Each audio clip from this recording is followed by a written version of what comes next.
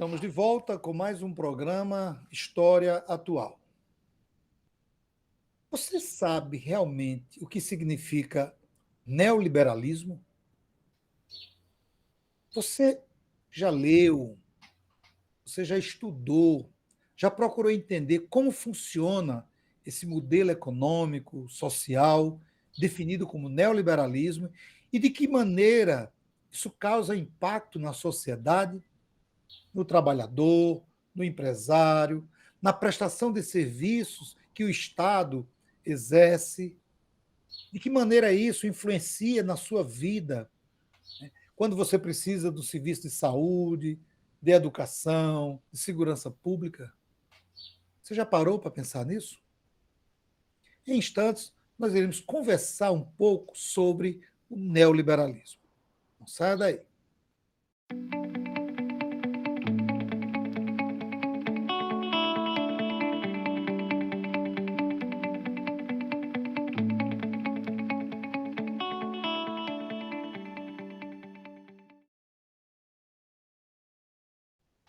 Hoje, o nosso programa irá discutir, conversar um pouco sobre neoliberalismo.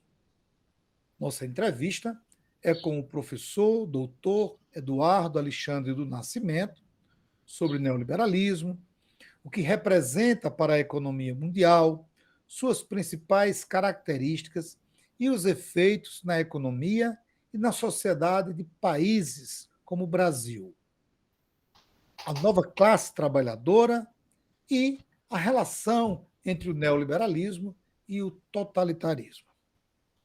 O nosso entrevistado possui graduação em Geografia pela Universidade do Estado do Rio Grande do Norte, UERN, mestrado e doutorado em Geografia pelo Programa de Pós-Graduação em Geografia da Universidade Federal do Rio Grande do Norte, UFRN, atuou como professor substituto nos departamentos de Geografia e História da UERN entre os anos 2015 e 2016, e como professor substituto e visitante no Instituto Federal do Rio Grande do Norte, IFRN, participando de projetos de pesquisa e extensão e ministrando disciplinas no ensino técnico superior e em cursos de especialização entre os anos de 2017 e 2019. O professor Eduardo tem experiência na área de geografia humana, com ênfase em teoria da geografia, economia solidária, organização do território, geografia urbana, educação ambiental, habitação de interesse social e neoliberalismo. Atualmente, atua como professor substituto da UERN Geografia no campus de Açu. É com muita satisfação que o nosso programa recebe o professor Eduardo para esse bate-papo sobre neoliberalismo. Professor Eduardo, seja bem-vindo e mais uma vez eu agradeço a sua participação, você ter aberto um espaço em sua agenda para conversarmos sobre esse tema. Seja bem-vindo. Eu que agradeço, Lemuel, pela oportunidade de estar aqui falando, né, para as pessoas de uma temática que é extremamente atual e relevante, né, com fortes rebatimentos em nossas vidas, né? Então, muito obrigado pelo espaço. Eduardo, o que as pessoas precisam saber sobre o neoliberalismo? Assim, a princípio, né, eu acho fundamental, certo, que sejam ditas duas coisas sobre o neoliberalismo, certo? A primeira delas é sobre o fato do neoliberalismo ele ser, né, uma etapa do capitalismo e ser efetivamente um fato da realidade, certo? Apesar disso ser negado, né, pelos liberais, sobretudo pelos os liberais ligados, né, à economia, certo? Assim, esse termo, né, ele é um termo que apesar de ser rechaçado, né, por esse pessoal, foi um termo criado por eles, certo? O termo neoliberalismo foi criado em colóquios, em eventos e em sociedades que eles organizaram e criaram, certo? Nas décadas de 30 e 40, para tentar nomear uma nova perspectiva liberal que eles estavam criando, né? Uma perspectiva que diferenciava o liberalismo deles do liberalismo clássico, né? Então, esse pessoal se organizou, né, em alguns encontros, também organizaram uma sociedade muito conhecida chamada Monte Pelerin, certo? Para poder discutir uma nova perspectiva do liberalismo, né, diferente do liberalismo de Adam Smith, David Ricardo, né, e criaram esse termo neoliberalismo, certo? Para tentar dar nome a esse novo liberalismo, certo?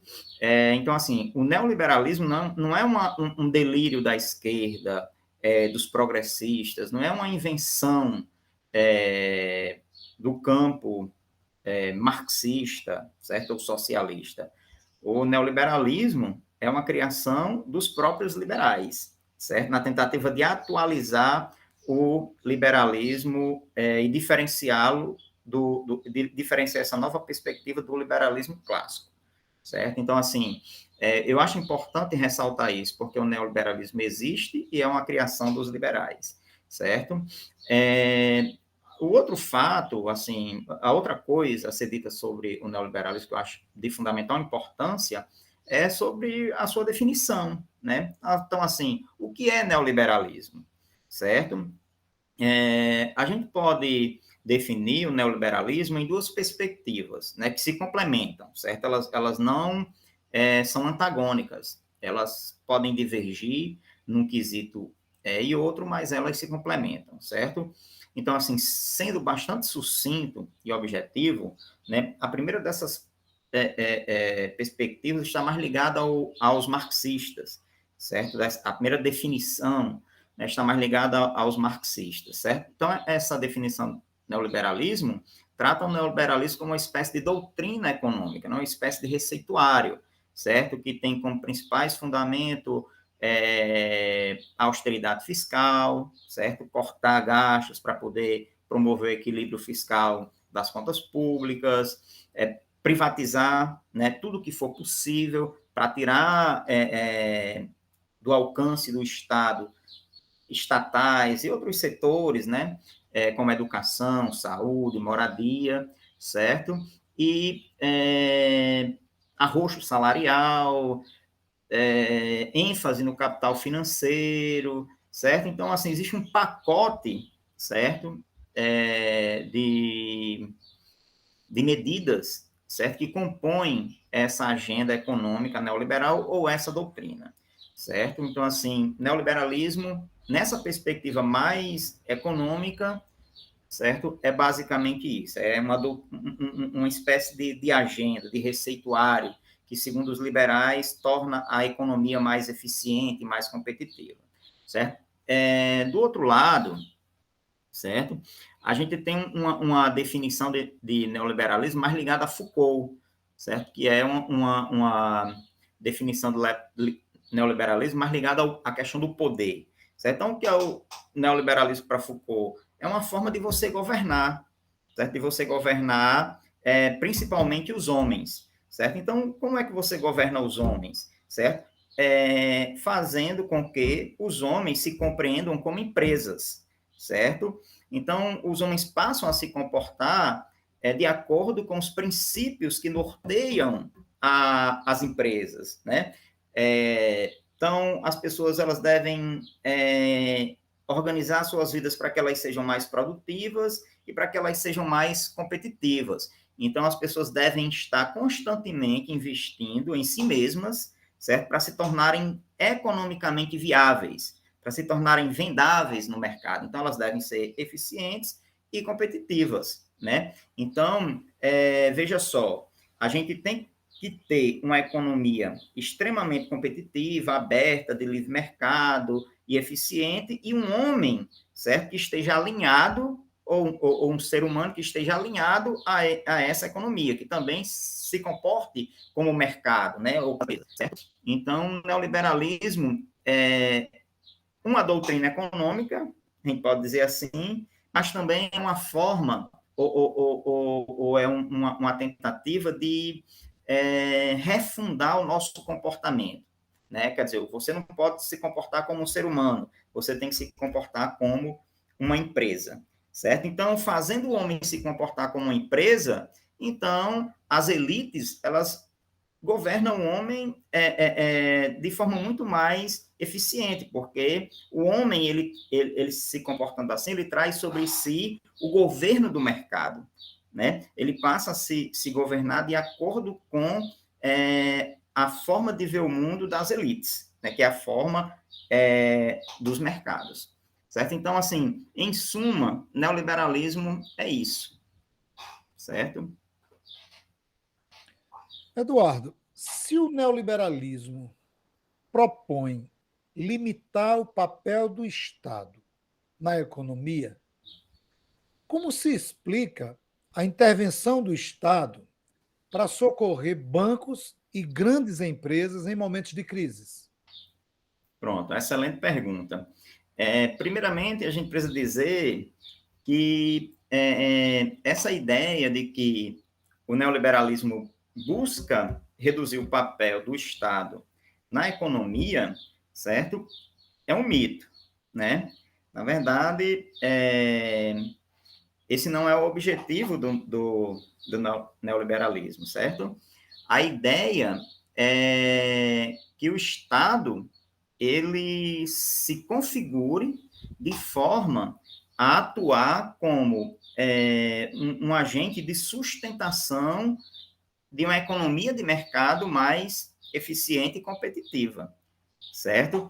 Então, assim, a gente, muitas vezes de forma equivocada, né, acredita, né, ou diz que o neoliberalismo ele postula o Estado mínimo, certo? O Estado enxuto, extremamente enxuto, e que não interfira de forma nenhuma na economia, porque a economia ela não precisa do Estado, né? Mas essa é uma ideia equivocada.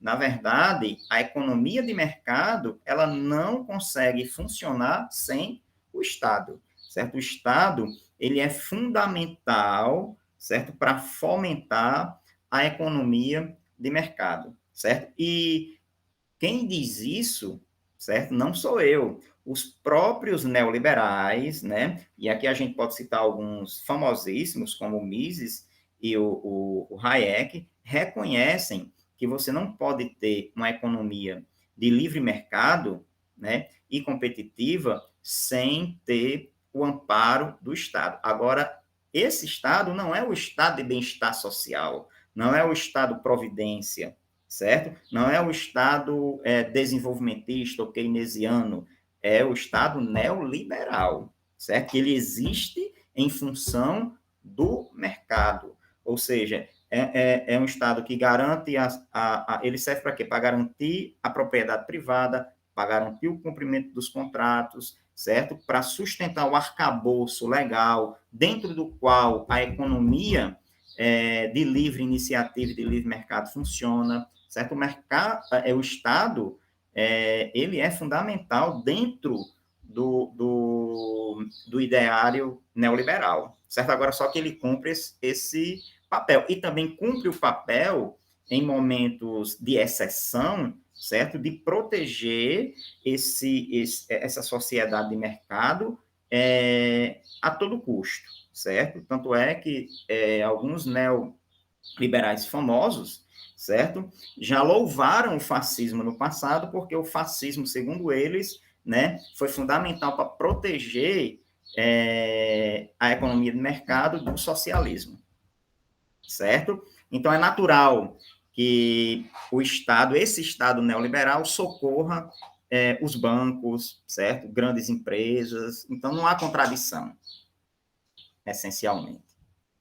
Uma boa observação. Isso é um esclarecimento fundamental para você que está nos assistindo perceber que o Estado e o modelo neoliberal, eles não são antagônicos, desde que o Estado esteja protegendo e garantindo os interesses desse modelo neoliberal. Eduardo, Exatamente. quais os impactos do consenso de Washington para o Brasil?